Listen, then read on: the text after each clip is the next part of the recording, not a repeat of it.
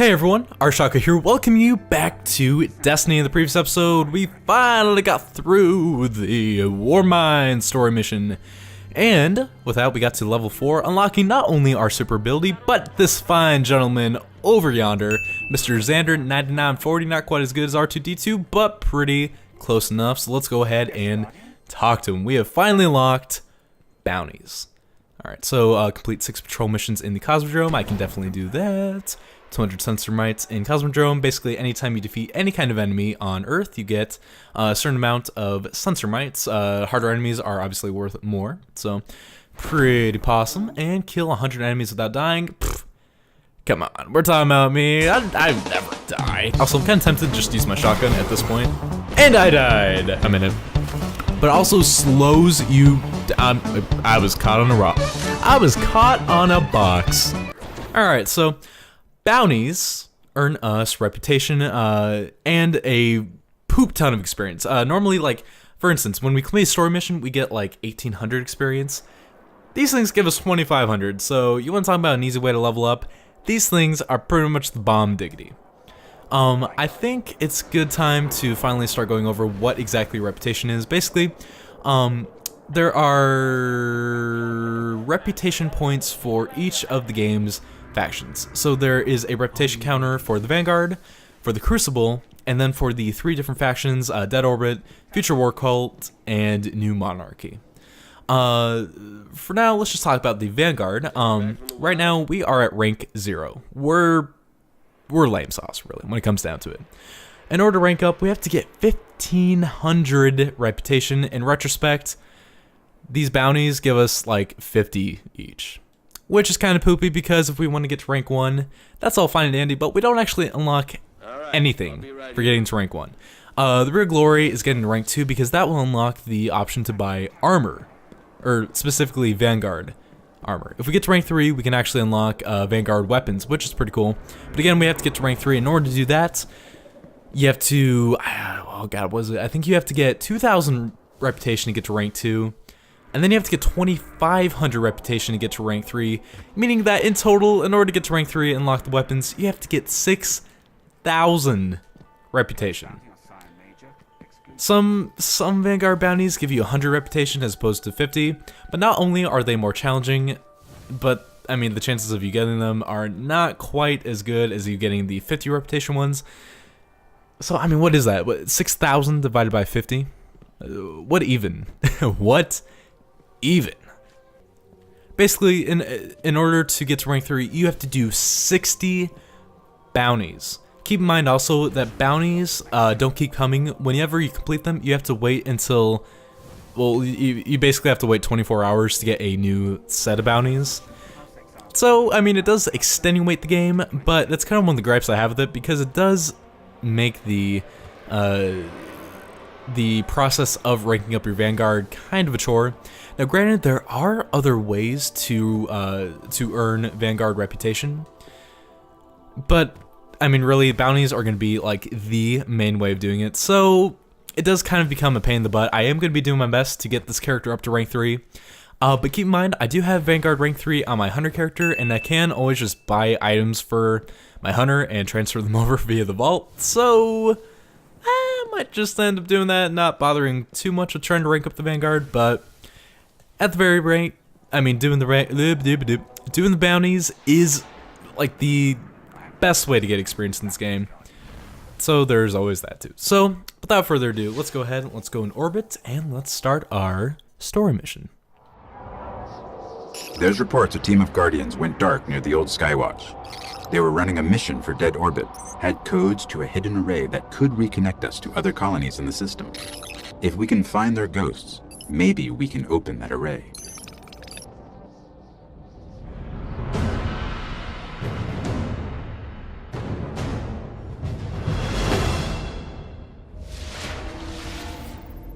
The ghosts were last heard from near the Skywatch. Let's head there and see if we can find them. Alright. Oh man, I love this mission. Oh, I love this mission. I am so excited, guys. You don't even. Alright, so, as the other previous missions, we're going to be making our way, I believe, through the same path we went with the, like, Dark Within mission. So, oh, And I'm totally going the wrong way. What am I even doing? I don't even know. I don't even know.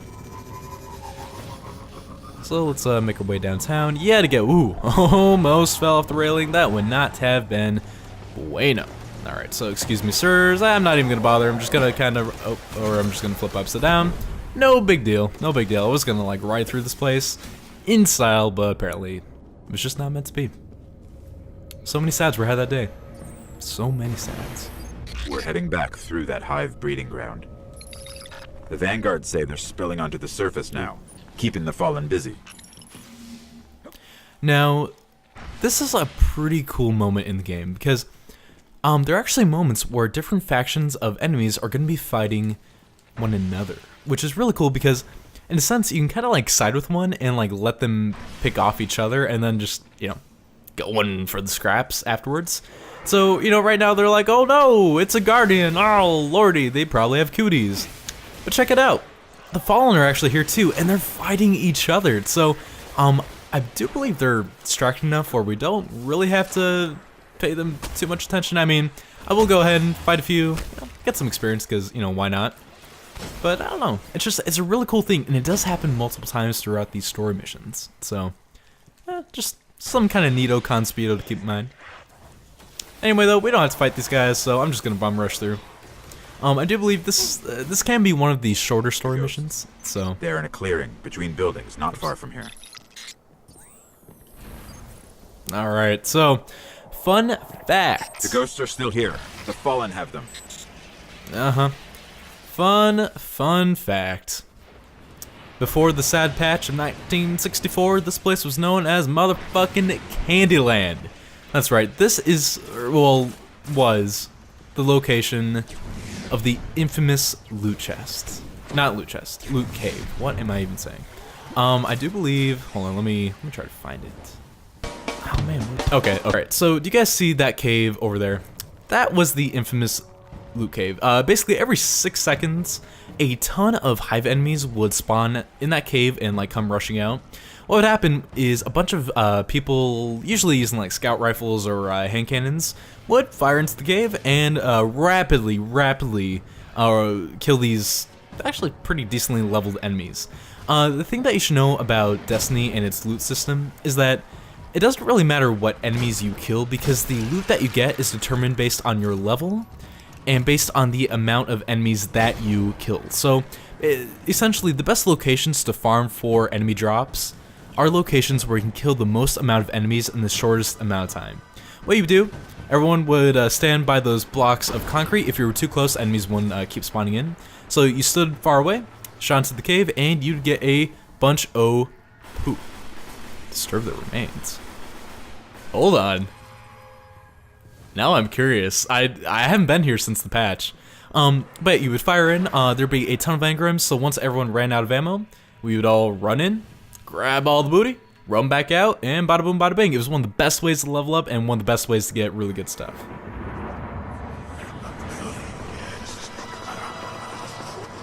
A million deaths are not enough for Master Raoul. Oh my god. Oh god. Oh god.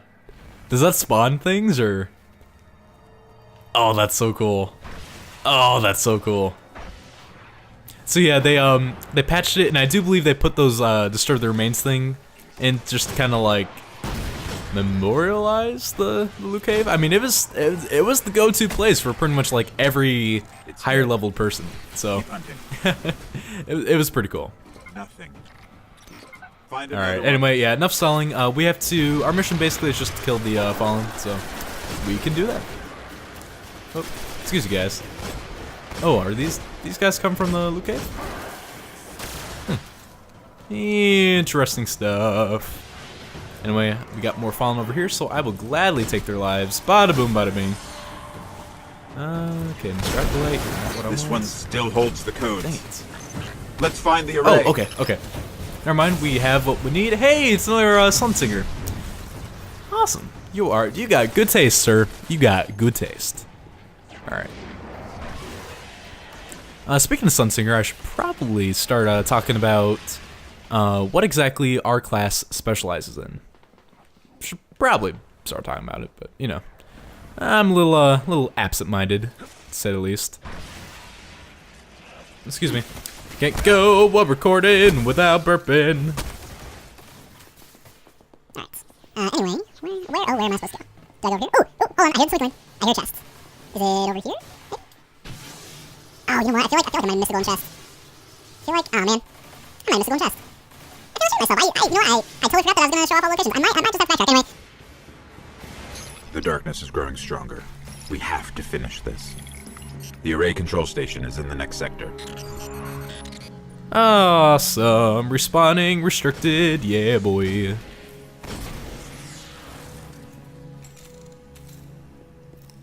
Oh, you know what? Let's go ahead. Let's use our sniper rifle. Okay. Bada boom. Bada boom. Ooh, yeah, boy. No, boy. No boys. Only cooties. Oh man, so you know what, speaking of using our sniper rifle, I should probably go over like the different types of secondary weapons, because honestly, like, I feel bad because I've kind of not been given a whole lot of loving to my secondary weapons, and they can actually be really useful. There's 3 types. There are sniper rifles, shotguns, and fusion rifles. Shotguns, pretty self-explanatory. They're really good close up, but they have terrible range, a lot of spread, so if you're not like right up to an enemy, they don't deal a whole lot of damage. They are capable of doing precision damage though, so if you hit an enemy with the head with the shotgun, they are good as toast. Sniper rifles are kind of like the Approaching the control station. This is it. Oh man, oh, I'm so excited, I love this mission. Anyway though, sniper rifles are kind of like the antithesis to shotguns. They have like an awesome range. They have, I think, the best precision damage multiplier in the game, and they also have like the best chance to like stagger enemies when you shoot them. But they have extremely low rates of fire, really small magazines, and obviously you can't hip fire them, so they are terrible up close. Oh god, oh god, no. Skew. Ooh, I did not see those guys. No bueno, stranger danger. No touchy. Ooh, no touchy. No. Sir.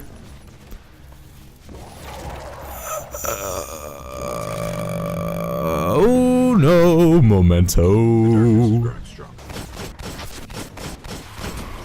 Hey, and we're back. Turns out, you probably shouldn't skip those beginning enemies that spawn from the ship. As long as you take care of those guys before you do the mission. I forgot about these guys. Oh god, I forgot about these guys. Not again. History shall not repeat itself. Oh god. Or actually it might. In all likelihood, probably gonna repeat itself. Oh god. Nope, no. Oh my god. You guys, my heart beating so fast. Pulse pounding. Palms so sweaty. Okay. Anyway, we only got these fools to deal with, so let's go ahead and rocket to the face. There's It is the best I'll see if these codes still work. fallen repellent. Lastly though, the last secondary weapon are fusion rifles, which are kind of like charge-up shotguns with like extended range. I used to hate using them, but now they're actually my favorite, so at some point, I definitely want to use all 3 types of weapons to show you guys. So. Okay, negotiating crypto systems. Shore resistance security lattice verified. Security lattice. It's working. Oh man, You're okay. ready. It's opening. I want to apologize. I know that I keep stopping my commentary to let you guys listen to the music. The beginning part of Destiny has some amazing soundtracks, and later on in the game, not as many missions have like such awesome music, but this is one case where it is just incredible. So again, without further ado, please enjoy The Last Array.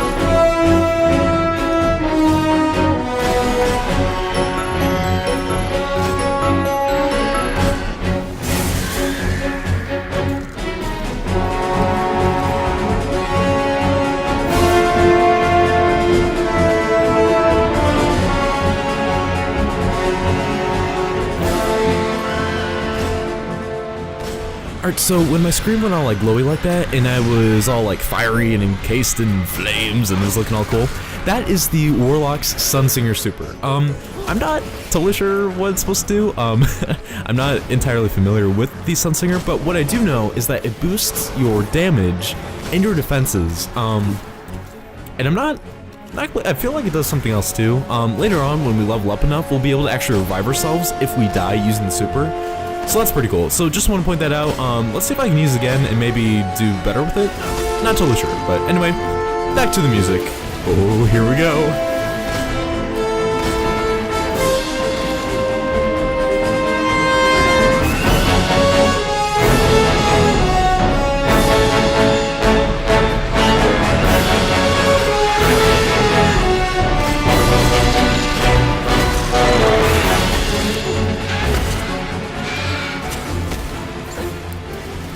Oh, I love this song so much, guys. Again, later on, like when we get to spoilers, the moon, there's not going to be quite as many tracks that are as like stand out as the ones on Earth. But oh, there's just so many good ones, guys. Oh, I love this game soundtrack so much. I definitely at some point want to make like a top 10 Destiny soundtracks video. Oh, because it's so good. It's so good. Oh god, I am not doing so good on health. Sir, if you could kindly not. Let's see. Rocket to the face? Rocket to the face! Wow, that did not do nearly as much as I wanted it to. Okay, yeah. Here we go. Sunsinger time, baby. Oh, yeah! Okay. Alright. Okay, I still have a couple rockets. This should... Oh, God! I thought I was supposed to take less damage. Oh, wait. Oh, it ran... You know what I just realized, guys? My grenade's already ready. I wonder if it shortens the cooldown for my ability. Oh my god, you know what? I think it shortens the cooldown for my abilities. Okay, I'm gonna have to test that. But that would make a lot of sense because I know there's a lot of times in PvP I've like fought warlocks. Oh, we just beat it. Okay, hold on. You need to see this. Oh man. Okay, I will finish that thought after we finish this.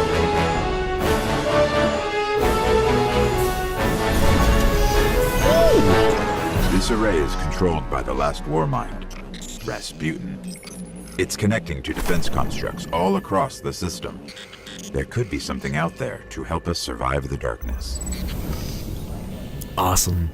Alright, so first thing, we did unlock our melee ability, Scorch, which ignites people on fire when we use it. Later on, we'll get perks. I think there's one where, like, if we use it, we get, like, bonus defense or whatever, along with, like, other things. So that's pretty cool.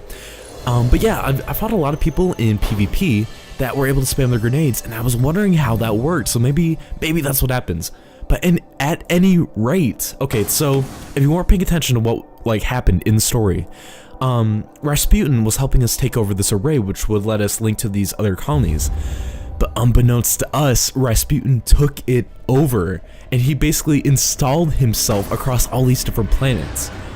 So whether or not that's a good thing, whether or not he's on our side and he's going to help us out, or he's going to take advantage of that and pursue whatever he wants on his own, he was essentially like imprisoned on Earth, and he's been set free because of us, like unknowingly.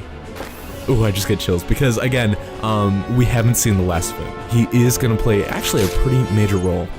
But anyway, that's going to be it for the day. Thanks for watching me play, and as always, I'll see you next time.